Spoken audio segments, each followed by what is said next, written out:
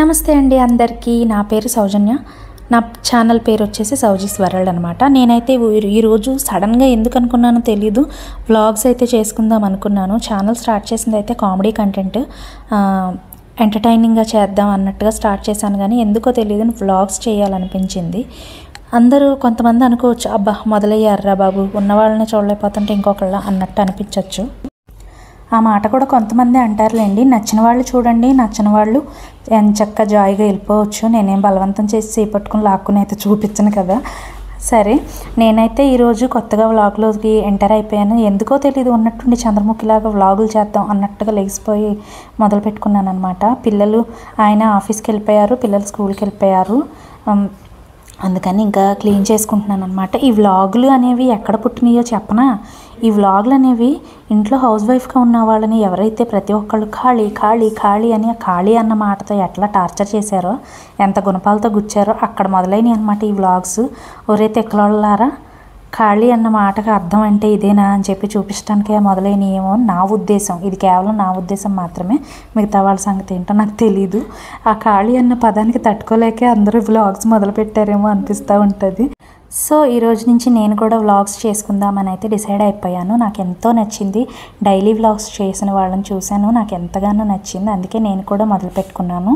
అయితే నచ్చిన వాళ్ళే చూడండి, అంతగా నచ్చలేదు, బోర్ కొడుతోంది అని చెప్పి ఇదిగా అనుకునే వాళ్ళు ఎవరన్నా ఉంటే జాయిగా వెళ్ళిపోండి అమ్మా, మిమ్మల్ని నేను బలవంతంగా చూడమని అయితే అడగను. మాది చాలా చిన్న కుటుంబం అండి. నేను, మా వారు, 2 పిల్లలు. చిన్న కుటుంబం, చింతలేని కుటుంబం అని అయితే చెప్పను. కష్టాలు అనేవి ఎవరికైనా ఉంటాయి. దాన్ని కాకపోతే నవ్వుతూ సంతోషంగా నెగ్గుకు రావటమే జీవితం. అయితే పెద్ద పెద్ద ఫిలాసఫీగా మాటలు చెప్పాలని అయితే నేను వ్లాగ్ మొదలు పెట్టలేదు, ఎందుకంటే అంత పెద్ద పెద్ద మాటలు నాకు రావు. అయితే ఈరోజు కొంచెం హెల్త్ బాగోక బట్టలు అయితే పొద్దున ఉతకలేదు. కానీ రేపు అనేదానికి పిల్లలకి యూనిఫామ్ కావాలి కదా, అందుకని చెప్పి యూనిఫామ్ వరకు వాళ్ళ నాప్కిన్స్, సాక్స్లు, యూనిఫామ్ వరకు కాస్త ఉతికేసి ఆరేద్దాము. మళ్ళీ రేపు మార్నింగ్ ఈ పనిష్మెంట్లు ఇస్తున్నారు ఈ మధ్యనే కాదు, మన టైంలో కూడా అంతే కదా. స్కూల్ యూనిఫామ్ కాస్త రిబ్బన్లు, మొత్తం యూనిఫామ్ వేసుకొని రిబ్బన్లు వేసుకోకపోయినా సరే గుంజులు తీయించేసేవాళ్ళు స్కూల్లో.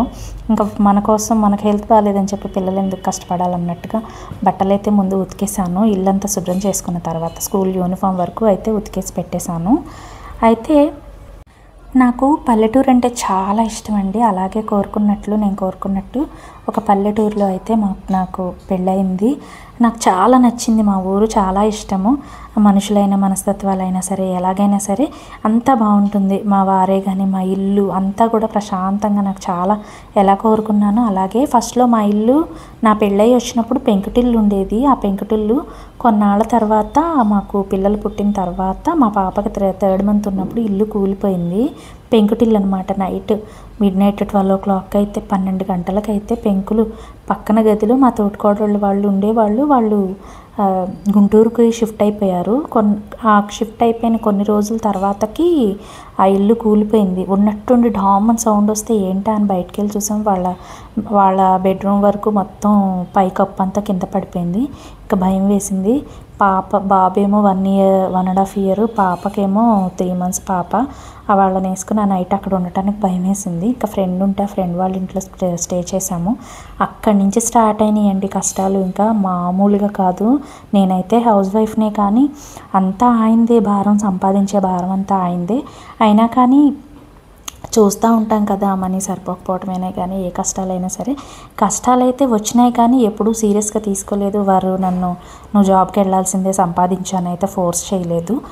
అదొకటైతే చాలా గొప్పగా చెప్పుకుంటాను మా వారి గురించి. ఎప్పుడన్నా ఏదన్నా చుట్టుపక్కల వాళ్ళు ఏంటం ఖాళీగా ఉందిగా మీ ఆవిడ దేనికన్నా పంపించు అన్నా కానీ వాళ్ళకి ఏదో ఒక సమాధానం చెప్పేస్తారు. లోపలికి వచ్చిన తర్వాత నేను అడుగుతాను, వాళ్ళు అనుకున్నట్టే మీరు అనుకుంటున్నారా అంటే, ఏం మాట్లాడుతున్నావు, ఎవరున్నారు మనకి పెద్దవాళ్ళు, మన పిల్లల్ని వదిలేసి నువ్వు కూడా జాబు అనుకుంటూ వెళ్తే పిల్లల సంగతి ఏంటి, ఇల్లు బాగుండాలి, పిల్లలు ఆరోగ్యంగా ఉండాలి, పిల్లలు బాగుంటే మనం బాగానే ఉంటాము, అలాంటి ఉద్యోగ ప్రయత్నాలు అలాంటివి ఆలోచించు మాకు అని చెప్పేసి అనేసారు. ఈ రోజుల్లో అలా చెప్పేవాళ్ళు నిజంగా ఉన్నారా అని అయితే ఆ ఒక్క మాటకైతే మా ఆయనకి నేను ఫిదా అయిపోయాను. ఎప్పటికైనా ఒక మాటే చెప్తారు, రేపు నీ కొడుకు మీద కూడా ఎప్పుడు ఆశ పెట్టుకోకు, వాడు పెంచుతాడా, వాడు చూస్తాడా, ఇలాంటివి పెట్టుకోకు. నాకు వయసు అయిపోయిన తర్వాత అయినా సరే వాచ్మెన్ ఉద్యోగం చేశాను, నేను నిన్ను పోషించుకోగలను అని ఒక్కోసారి అని కదా, ఎప్పుడో ఒక్కసారి చెప్పారు. ఆ మాట నాకు చాలా గుర్తుండిపోయింది. ఇంతకు మించి ఆడదానికైనా ఏం కావాలి? అంటే కష్టపడి సంపాదించడం నాకు ఇష్టం లేదని కాదు, ప్రస్తుతం ఉన్న సమాజంలో ఇంట్లో ఏ పెద్ద దిక్కు లేని దానికి పిల్లల్ని ఒంటరిగా ఇంటి దగ్గర వదిలి సంపాదన అంటూ వెళ్ళటం ఇష్టం లేక మాత్రమే. ఈ వీడియోని పూర్తిగా చూసిన వాళ్ళు ఎవరన్నా ఉంటే, వీడియో కనుక మీకు నచ్చినట్లయితే ఇలాంటి మరికొన్ని వీడియోస్ మీకు చూడాలి అనిపిస్తే గనక నా వ్లాగ్స్ కోసం దయచేసి ఛానల్ని లైక్ చేయండి, సపోర్ట్ చేయండి, సబ్స్క్రైబ్ చేసుకోవడం మర్చిపోకండి. మరొక వీడియోలో మళ్ళీ కలుసుకుందాం. అంతవరకు బాయ్.